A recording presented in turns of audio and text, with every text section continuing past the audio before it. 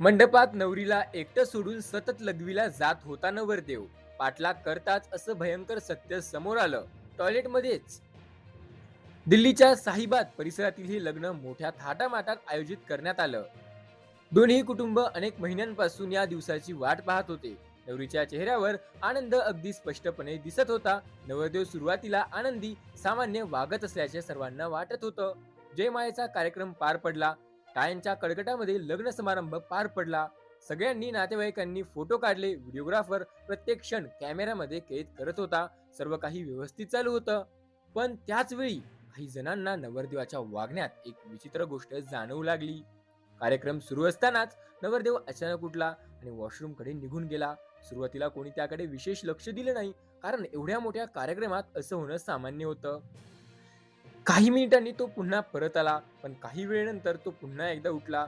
यावेळी त्याने वॉशरूम मध्ये जाण्याचं कारण सांगितलं. पुन्हा काही मिनिटांनी तो परतला.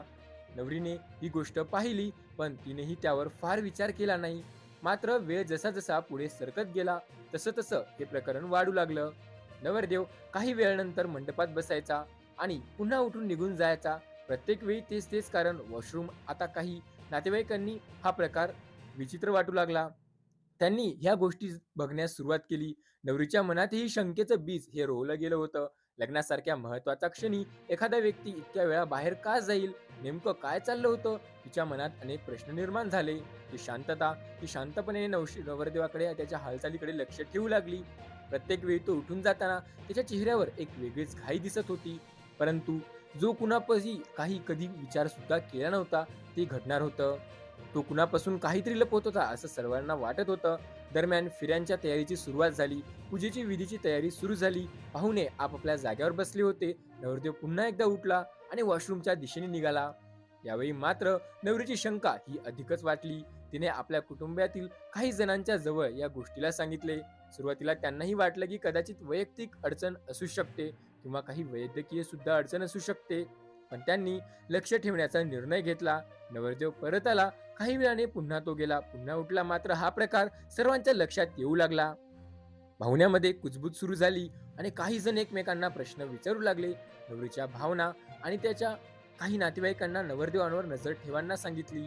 त्यानंतर तो पुन्हा बाहेर गेला. त्याचा पाठलाग करण्यात आला असा निर्णय घेण्यात आला होता. वातावरण हळूहळू तणाव वाढू लागला होता.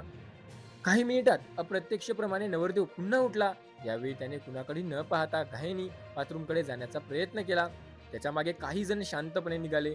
नवरदेव थेट वॉशरूमच्या दिशेने गेला. त्याने आत प्रवेश केला. त्याच्या मागोमाग गेलेले लोक बाहेरच थांबले. काही वेळात पण आतून कोणतीही हालचाल दिसत नव्हती. मिनिटापासून लोक वाट पाहत होते. मिनिटावर मिनिट सरकत होती. बाहेर उभे असलेल्या लोकांच्या मनात शंका आणखीन वाढत होत्या. जर तो खरंच फक्त वॉशरूमसाठी गेला असेल, तर मग इतका वेळ का लागतोय? काही वेळानंतर दरवाजा जाऊन कानोखा आवाज ऐकण्यात आला. हलक्या आवाजात काहीतरी बोलणं सुरू असल्याचं त्यांना जाणवलं. आत एकापेक्षा जास्त लोक उपस्थित होते हे त्यांना जाणवलं.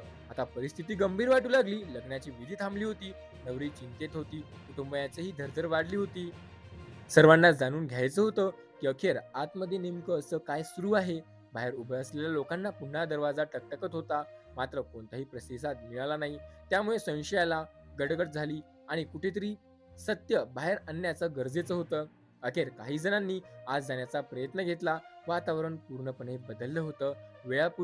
काहीच वेळापूर्वी आनंदाने भरलेला मंडप चिंतेच्या सावलीखाली गेला. दरवाजा उघडता जे दृश्य दिसलं त्याने सर्वांच्या क्षणात स्तब्ध झाले.